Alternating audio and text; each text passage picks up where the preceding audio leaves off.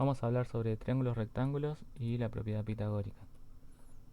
Bueno, como dije en el video anterior, un triángulo rectángulo tiene un ángulo recto y los otros dos van a ser agudos.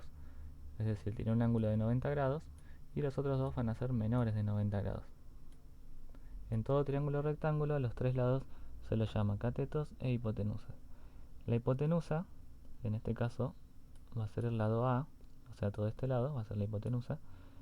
Es el lado más largo de los tres y es el que está enfrentado al ángulo recto. Siempre se va a cumplir eso. Y los otros dos lados, que son más cortos, se llaman catetos. Acá el lado B y el lado C son catetos.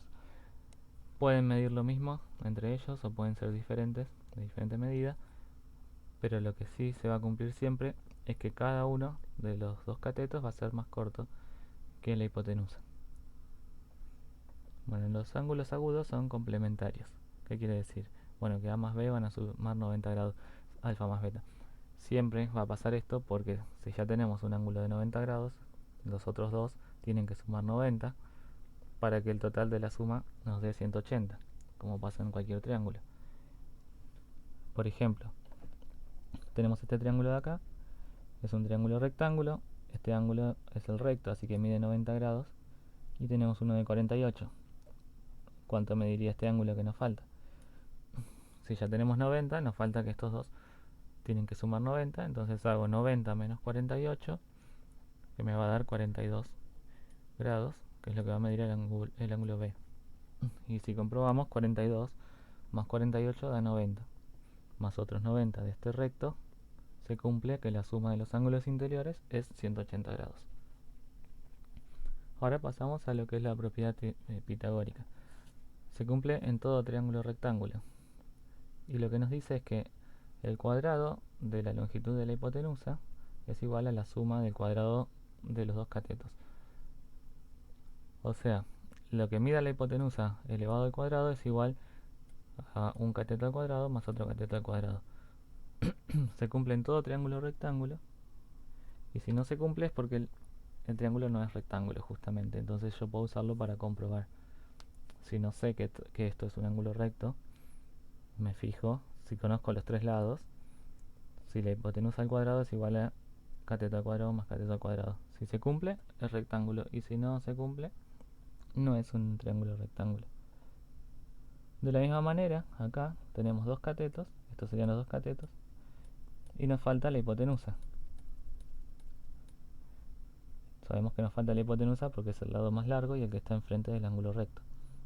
Aplicando el teorema de Pitágoras podemos saber cuánto mide, porque sabemos que hipotenusa al cuadrado es igual a cateto al cuadrado más cateto al cuadrado, pero acá cateto ya tiene valores, entonces va a ser 3 al cuadrado, que es lo que mide un cateto, más 4 al cuadrado, que es lo que mide el otro cateto.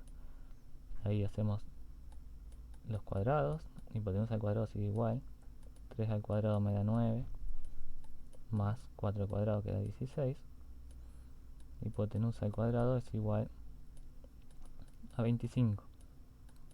Y si la hipotenusa al cuadrado es 25, ¿cuánto mide la hipotenusa sola? Paso el cuadrado al otro lado como una raíz. Esto es como una ecuación, pero en vez de usar la x estoy usando la h, porque hipotenusa empieza con h. La hipotenusa va a medir 5 centímetros.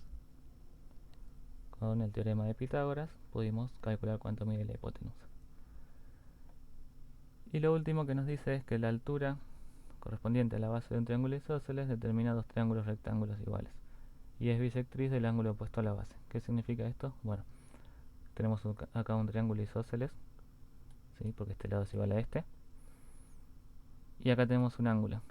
Para marcar la altura lo que hacemos es ir desde el vértice hasta el lado opuesto en 90 grados. Entonces acá vamos a tener dos ángulos rectos y la altura va a dividir este ángulo a la mitad, quedándonos dos triángulos rectángulos. Por ejemplo, triángulo isósceles, si marcamos la altura, vamos a dividir este lado a la mitad, nos van a quedar dos ángulos de 40 acá, y acá dos triángulos rectángulos. Así que estos dos, este y este, tienen que medir 50 grados para que se cumpla la suma de los ángulos interiores.